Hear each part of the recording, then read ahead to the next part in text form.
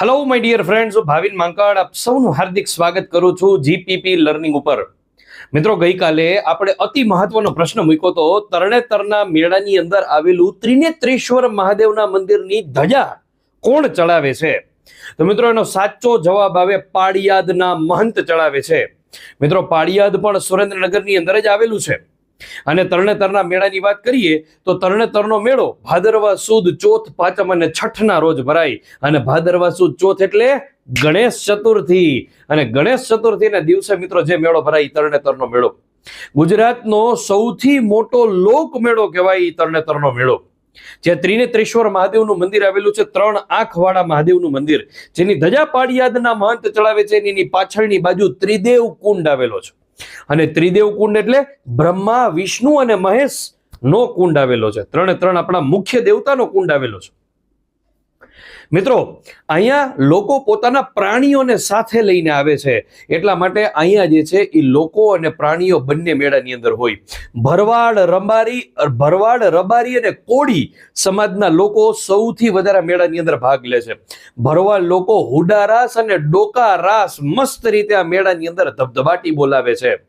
અરે સાહેબ, એટલું જ નહીં, આ મેળાની અંદર તો લગ્ન કરવાની પણ પ્રથા છે. કેવી રીતે?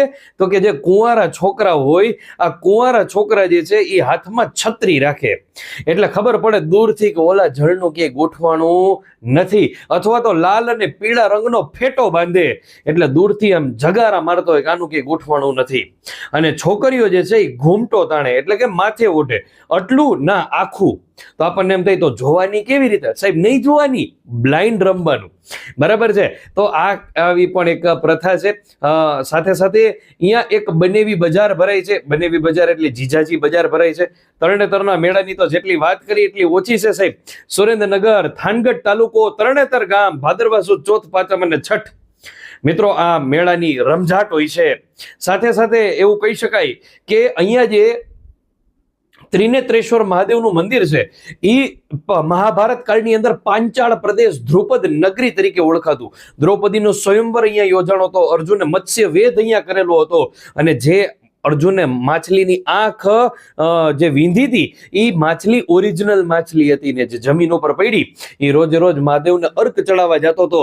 અને માછલી એને જે છે એ મહાદેવને ચડાવી દીધી. એટલા માટે 2 આંખ મહાદેવની આપણા જેવી, ત્રીજી આંખ માછલી જેવી, અને ત્રિનેત્રેશ્વર મહાદેવ કહેવાના.